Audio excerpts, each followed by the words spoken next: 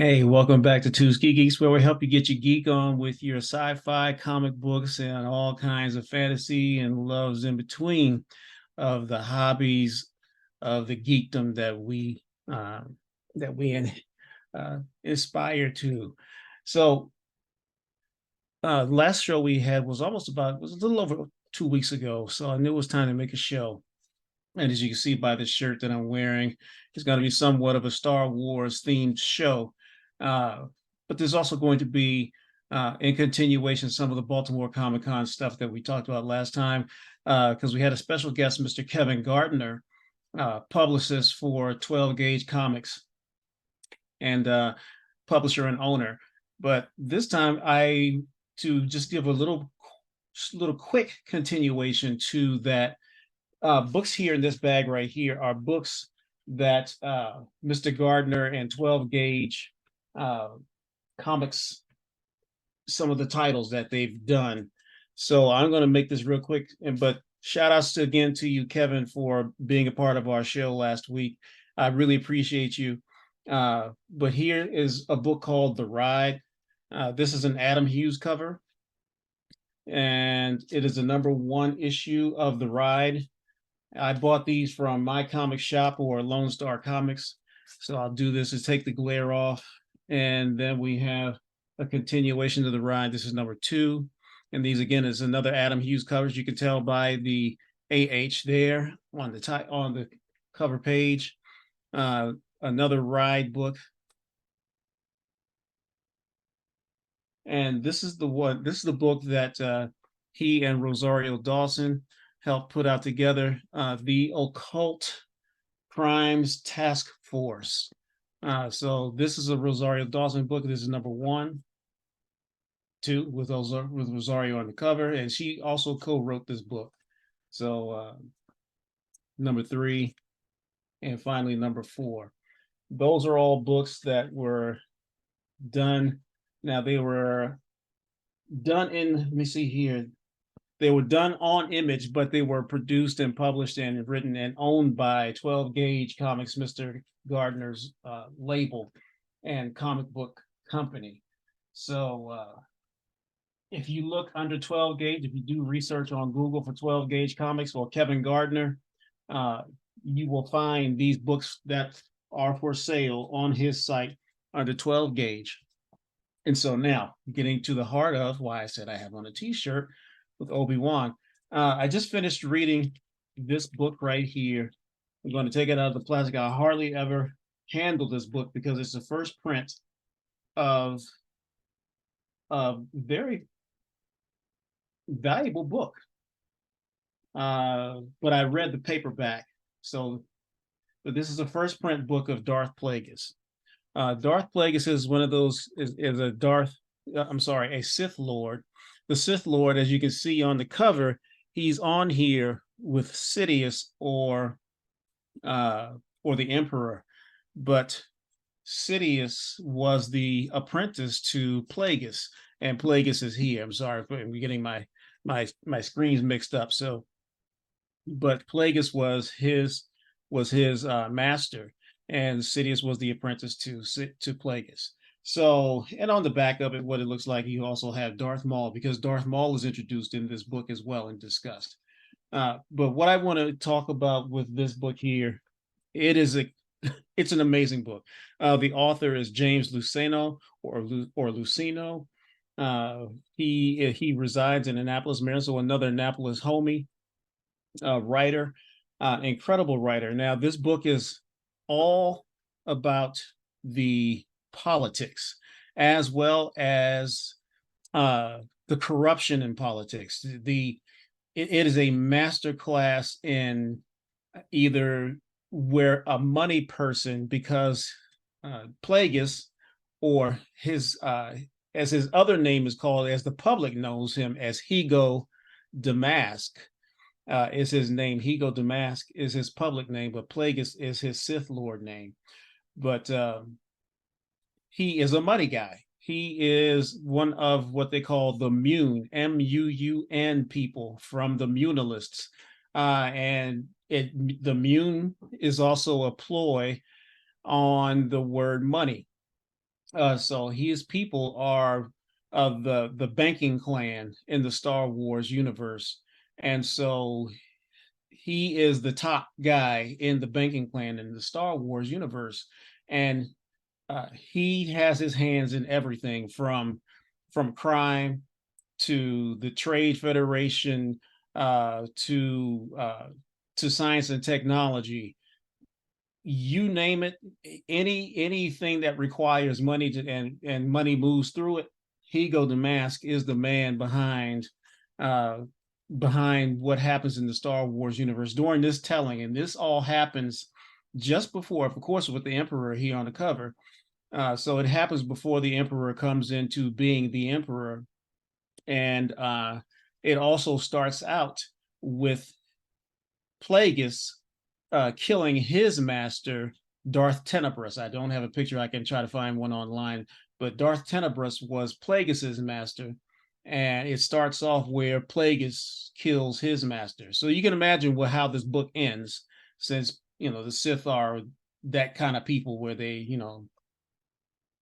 say the rule of two people must rule, but that's not how it ends up being. So you can imagine how this book ends.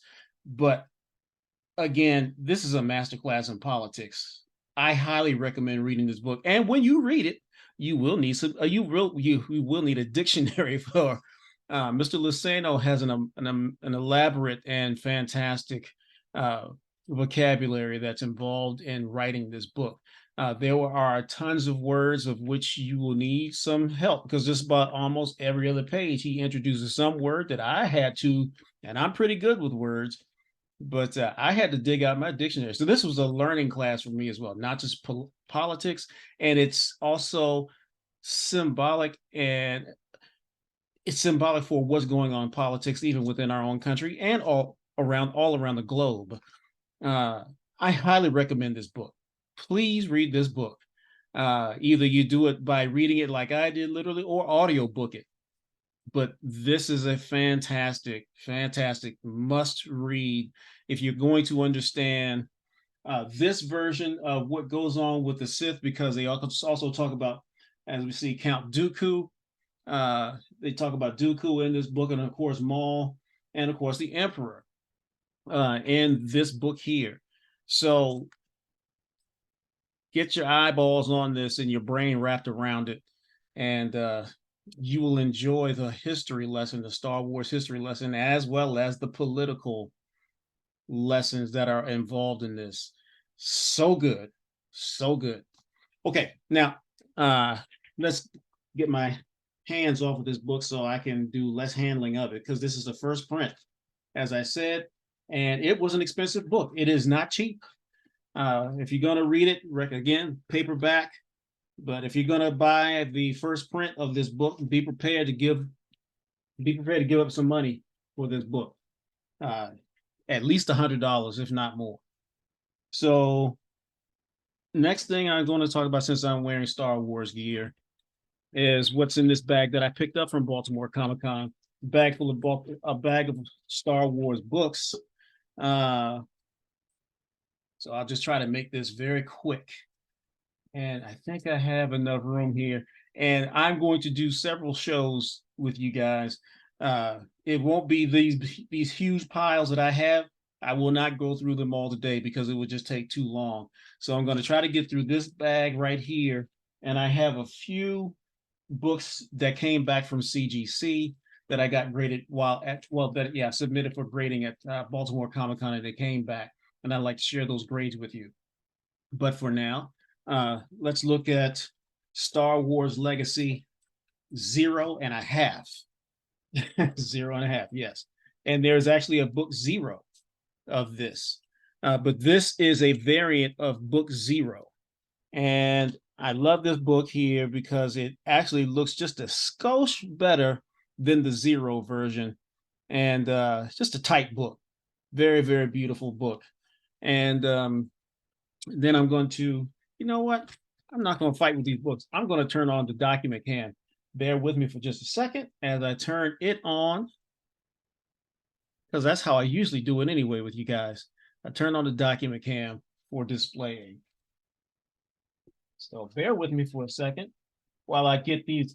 This is a huge pile of books that came back from CBCS that I got that I took with me to Baltimore Comic Con for grading and also for signatures that CBCS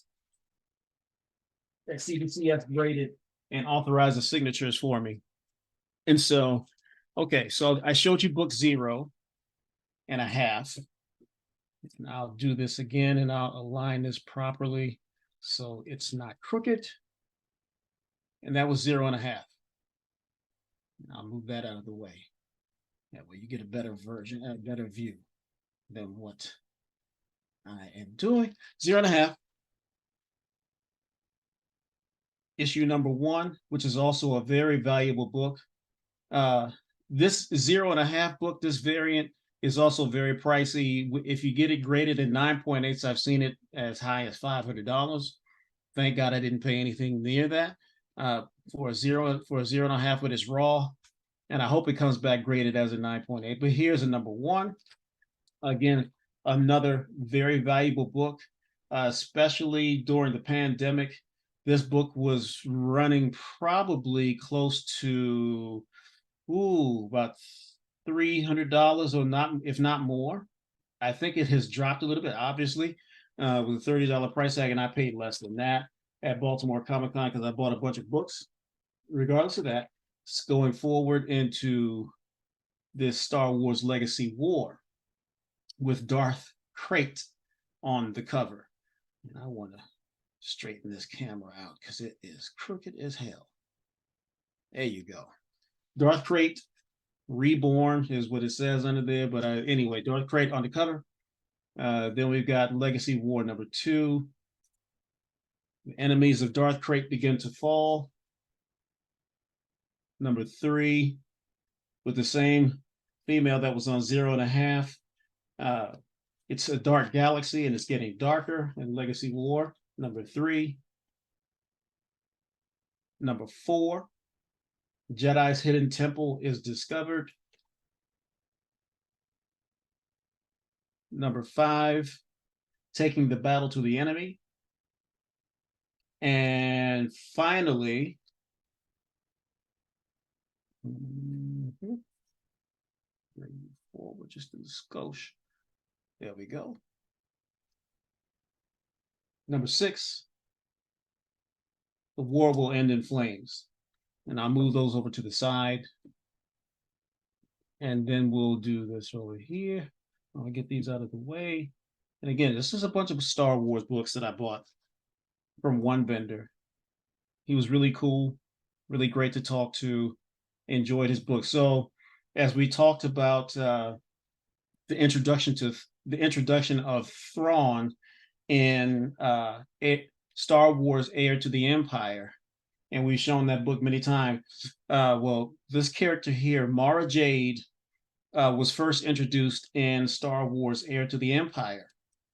Well, I didn't realize it until I started digging through this guy's books that she has her own series called Mara Jade, by the Emperor's Hand. She was Darth Sidious's hand, like a secret agent or a secret high-ranking confidant of Darth Sidious or the Emperor during his time. And so this is a solo series that they have, that Star Wars Dark Horse series did on Mara Jade. And I think she was introduced in Heir to the Empire. I think it was number 3 or number 4, one of the two. There's a cover that I don't have it yet. But anyway, this is Star Wars Mara Jade, number 3 of 6, 4 of 6, 5, and finally 6 of 6. And what's really cool about Mara Jade also in Star Wars, in the Dark Horse universe of Star Wars, she ends up being Luke Skywalker's wife. And so yeah, just for lore and for your understanding of Star Wars lore, Disney has not necessarily made that canon because, with Heir to the Empire, there are things in the Heir to the Empire series that they introduced Thrawn, and they also introduced the character Rook, the lizard type guy, and who is in Star Wars Rebels. But uh, the story itself, the full story of Star Wars Heir to the Empire, as you can see, this is number 2 on that series that I picked up from the vendor at Baltimore Comic Con. This is number 2. And this story, The Heir to the Empire, takes place after the third movie, Return of the Jedi. Man, I keep on forgetting the name of that movie, but this takes place after Return of the Jedi, after Sidious is dead. Sidious is dead, and Thrawn becomes the heir to the Empire. So this is number 5 of 6. So I am missing issues 2, 3, no, sorry, 3, 4, and 6 on this book. Issues number 3, 4, and 6 on that Heir to the Empire stories. Anyway, this Star Wars General Grievous solo story, this singular story, or one shot. No, I'm gonna take that back. No, that's 1 of 4. So I got somewhere. Okay, here we go. Number 2.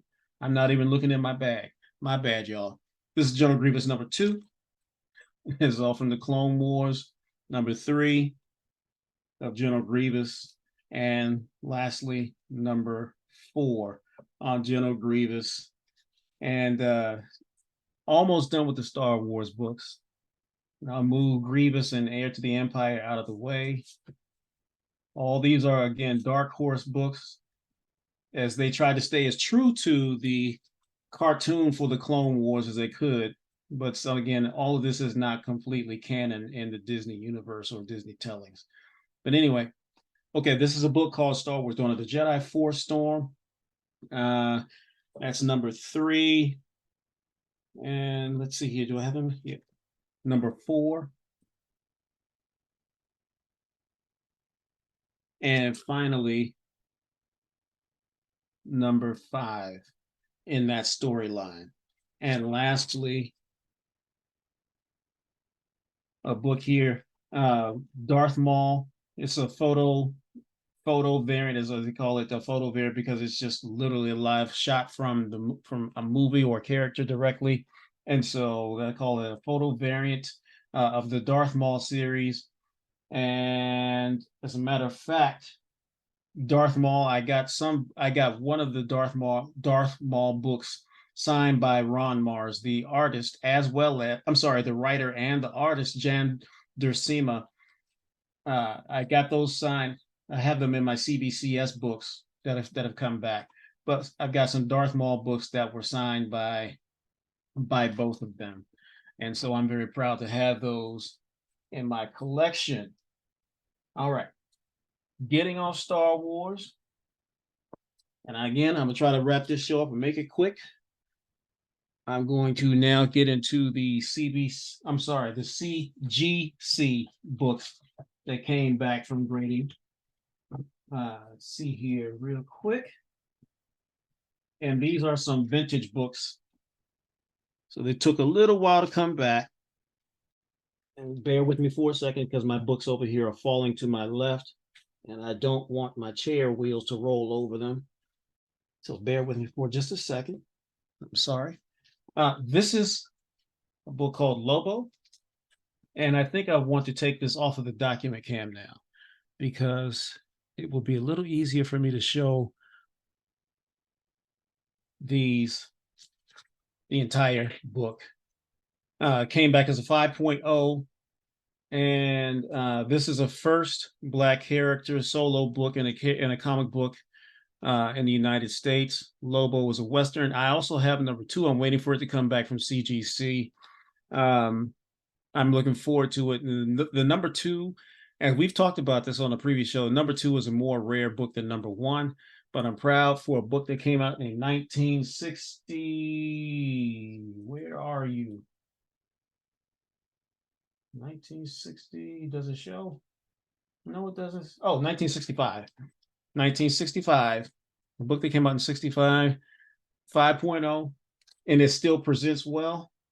I know there's some writing here on the cover, just above the O, but I'm good with it. I'm good with a 5.0. And then we've got in the box here, share with you another 5.0. First meeting of Doom with the Avengers. And love this here, and it was a guest appearance of the Fantastic Four within the book. And so this is Avengers number 25. Came back as a 5.0. And again, these are all books that are vintage books. So, and the age of that book was February 1966. Okay, then we've got Luke Cage, Hero for Hire. This is number 9, and it came back a 5.0 as well. A book that was done in 1973, May of 73, with Doom and Luke Cage squaring off. Had to get this graded because, of course, I'm a fan of Doom, and of course, I love Luke Cage. So very proud to have this back, 5.0, and it still looks good even when it was raw. I don't know how it dinged off as a 5.0, but I know it looks really, really good, and I don't have to worry about it ever getting ruined because it's sealed in this hard plastic CGC books. And Luke Cage number 1, Hero for Hire, 6.5, came back. And again, a book. This is June of 1972. And it was a beautiful book as well. I don't think, I think we talked about this a couple, 2 or 3 shows ago of books that I was going to take to Baltimore Comic-Con. There were some little tiny small spine ticks, and I know they knocked off the grading along the spine. But the rest of the book, besides those spine ticks, it's just an amazing looking book. I've had this one for quite a few years, and I'm very proud to have it come back as a 6.5. And then we've got, as we talked a few months ago, I procured this book, and this is the first John Stewart as Green Lantern in Green Lantern 87, number 87, and they came back as well as a 6.5. Neil Adams cover. Very proud to have this. Yeah, 6.5 can't be beat. I mean, yeah, not for me, man. It stays within my budget line, so I'm not mad about that at all either. And then finally, the Fantastic Four number 112, the classic Hulk versus Thing cover by John Buscema. Love this cover. I remember reading this book when I was probably about between 11 and 13 years old. Family friend had this book, and I got a chance to read it. This is where, man, the Hulk cleaned the Thing's clock at the very end. I mean, oof, it was a brutal punch. But anyway, love this book. And the bad thing about it, the thing was giving the Hulk the biz in this fight. He was actually doing pretty well until his girlfriend called him to get him to stop fighting. He turned his head, and the Hulk's punch was coming, and it was just too quick and too strong. And he cleaned the Thing's clock in that with that punch. Anyway, such a great book, great telling of a story. They did very well with that. And so I'm going to get ready to sign off and come back at you guys with some other books at another time, because you can see there's a big pile of books sitting right in front of me, and I've got tons of books that I want to show you. I also have a pile of books over here that also were Baltimore Comic-Con books right here that I'm putting my hand upon, and it's pretty high. But I won't share them with you today. I'll save the time and save yours. And I appreciate you joining us today. Help us get your geek on, and by liking and subscribing. And I'll help you get yours as you help me get mine, because I always get geeked up by being with you guys. So subscribe. Happy to be with you. Have a great rest of your weekend, and we'll holler at you next time. Peace.